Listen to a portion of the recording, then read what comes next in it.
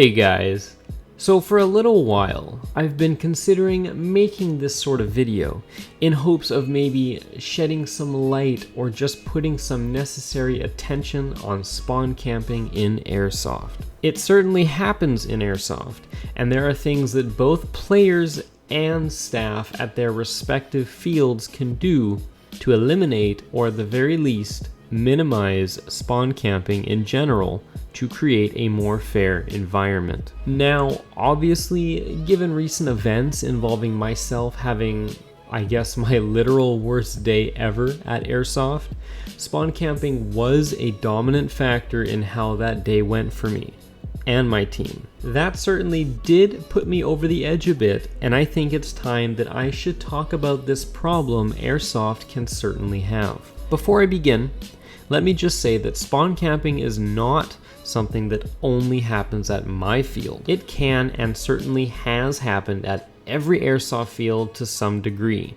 Now, of course, I'll be using my field, Panther, as an example for many of my topics, only because it's the only field I play at and therefore makes the most sense for me to do. I'll also state that no field is perfect.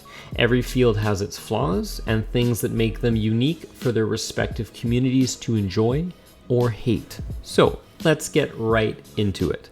What exactly is spawn camping, you might wonder? It probably sounds fairly obvious, but for those unaware, spawn camping is basically when one team has the ability to pin the entire other team down in or around their spawn.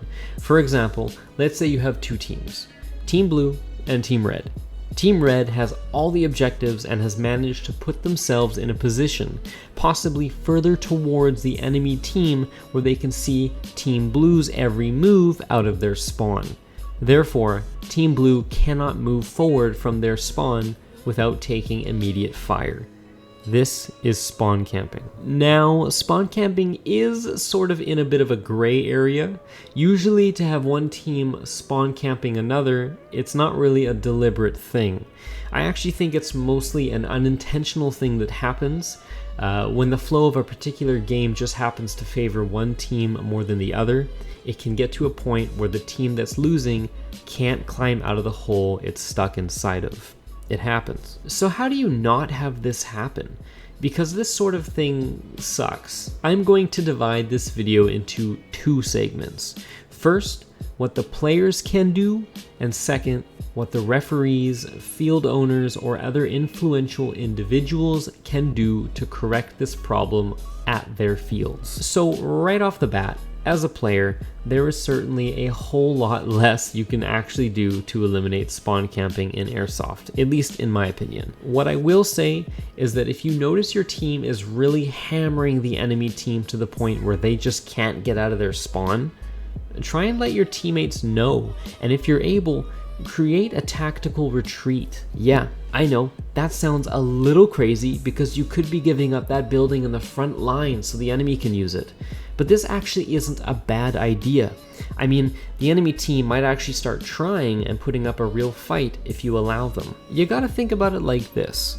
If you're being pinned down in your spawn for the entire game, why waste BBs? Why put in the effort if it feels like you're being peppered from all angles and you can't move up 20 feet without getting shot? If both teams feel like they have a chance to win, the game will actually end up being more action-packed and therefore more entertaining. Much like the honor system of calling your hits, there needs to be an honor system between players to recognize that when one team is being pummeled, they deserve some breathing room to feel good about themselves and restore balance in the field of play. Now, let's say things are fairly even and both teams are able to safely leave their spawns and into the action. It's also just as important for individual players to recognize where the enemy spawn is and show restraint by not shooting towards or into that spawn. I cannot stress this enough. Show restraint and allow the other team to leave their spawn. Keep the fight at the objective or in the middle of the field as best you can. You really shouldn't be trying to flank through the bushes all the way around the field because yeah, although it's true that the enemy spawn is where all the enemy players come from, there really is zero honor in getting your kills there. The spawns are supposed to be safe, happy places. We gotta keep it that way. So as players, being both honorable and aware is about all we're able to do to alleviate spawn camping. If this were a real war, hell yeah, nuke the ever-loving shit out of that spawn. But this isn't the case. We're all paying customers or weekend warriors. We all want a fair chance for a slice of victory pie. It's also important that as players, we tell our referees what did or didn't work during particular games. If you're upset about the way the game went because of spawn camping, you need to calmly relay that to your referee. This sort of information is crucial because referees are often the ones who come up with the objectives. If something isn't balanced out there and they become aware, they will or should do something about it for next time. Speaking of referees, or in this case, any staff members of Airsoft fields in charge of running games, this next segment is for you guys. Here's the thing. As a referee, I can probably imagine that it can get very comfortable just running game after game on the weekend for your players.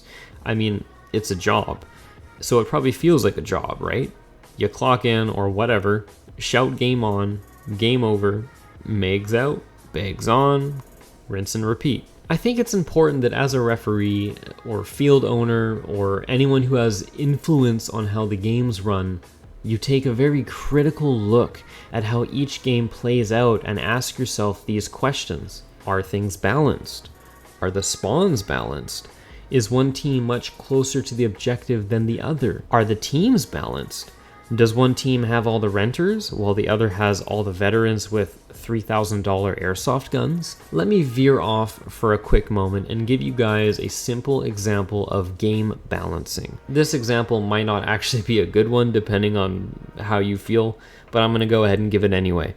I play Rainbow Six Siege, and this game, especially in the past, okay, not saying it's completely gone, but it was notorious for spawn peeking. If there was ever a game that desperately needed map reworks, it was this game. And you know what? Ubisoft has reworked a lot of old maps and pretty much cut spawn peeking in half, or has certainly made it harder for defenders to get a cheeky kill within the first 5 seconds of a round. That's just my opinion, of course. As a referee, you need to be out there watching like a hawk for these sort of imbalances. When one team can't even reach the objective from their spawn, while the other team can without a problem, that's bad. This sort of attention to detail and, I guess, real-life map balancing, if you want to call it, is crucial. I'm going to show you guys a quick clip from this past weekend, and I'll quickly explain what happens. For anyone who plays at Panther, maybe you can relate. For those who don't play here, hopefully you can follow along. So my team's spawn is the 2-story cabin, and the enemy team spawn is beyond the trees and on the other side of the cabins ahead of us, near what we call the mines. Both teams are fighting over the 3 cabins ahead in the middle of both of our spawns. Whichever team holds all 3, or usually at least 2 of the 3 by the end of the game, wins. This 2-story cabin is notoriously bad, okay? Reaching those cabins in the middle before the enemy team is basically impossible. And once the enemy team bundles up inside of those buildings, it's impossible to capture them since there are no safe angles to do so from our side. In this clip, I am sprinting full speed towards the cabin. Sprinting. And on top of that, I am borderline not even in my spawn. In fact, I'm gonna go ahead and admit that I was not even in my spawn that time. I'm a little further past my spawn, and I still couldn't get there in time.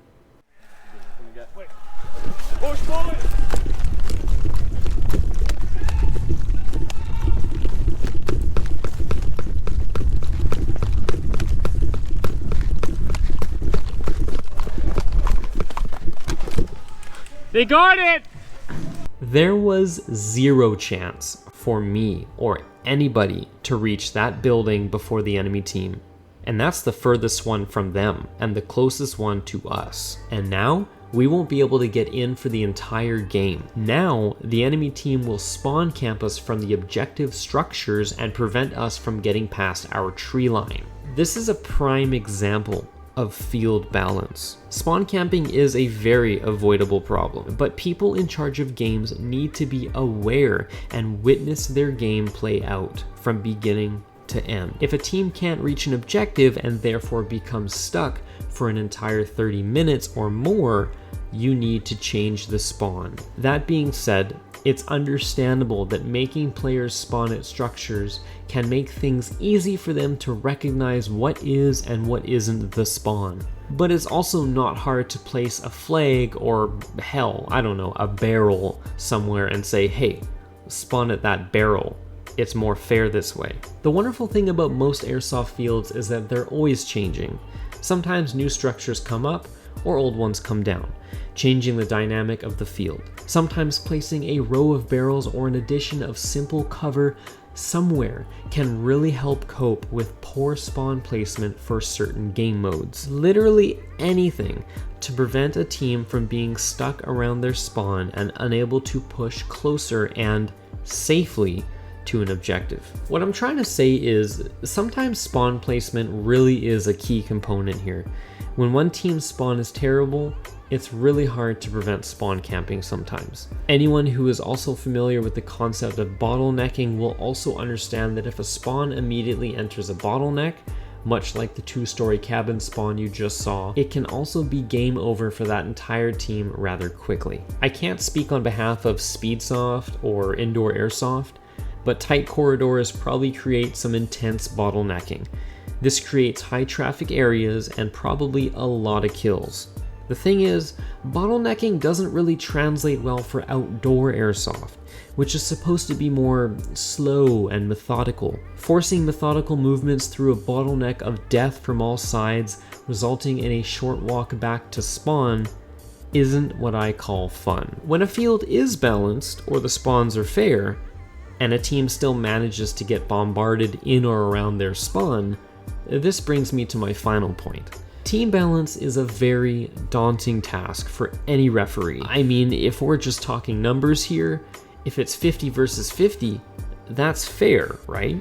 No, actually it might not be fair at all. I think my field actually balances teams fairly well. Again, that's just my opinion.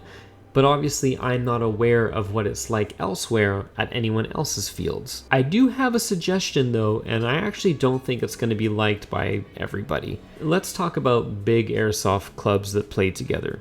My field has a few, and I'm actually part of one. But airsoft clubs tend to have like-minded veterans on them. Skilled individuals who know each other, communicate with one another, strategize, take airsoft just a little more seriously than your average player who might be on the opposite team. Yeah, split them up. Divide them all up down the middle and make large clubs of experienced airsofters face one another. That way, there's no excuse to say your team just had the worst players on it. Let me put it this way.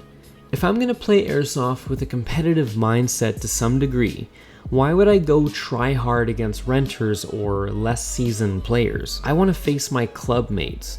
I want to be tested. I want to be slightly scared out there because I know there's a dude with a frickin' minigun on the other team instead of mine for the 10th week in a row. Team balance, regardless of what badge you're wearing, can greatly reduce the chance of spawn camping. I mean, whatever happened to friendly competition anyway? I don't think splitting up clubs has to be the necessary option A, but proper spawn placement, ground rules, and quality of life improvements like a pile of sandbags somewhere where they're desperately needed might make a world of difference out there at your or my field. If you're nothing more than a mere player, hopefully this got you thinking about your self-awareness.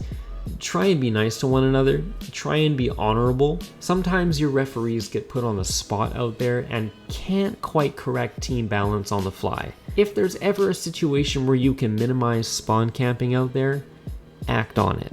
As for the field staff, The rest lies on your shoulders. Really take a look at what does and doesn't work. Which spawn wins the game mode 9 out of 10 times? Is there a bottleneck somewhere? Does your field need more structure, sandbags, barrels, anything to create a fair chance for both sides to win? No field is perfect, but that doesn't mean that yours or my field is good enough. It's not good enough. There's always more that can be done, and your community will be on their hands and knees praising you for it. Well, that's all I wanted to say. This might have come off as more like 50% me ranting. I'm not really sure. I really do feel passionate about balancing though, and I feel like somebody needed to make a video recognizing its importance. When you think about it, there's not much to it. If you've got a problem with game balance at your field, do or say something about it. Take care, guys. I'll see you next time.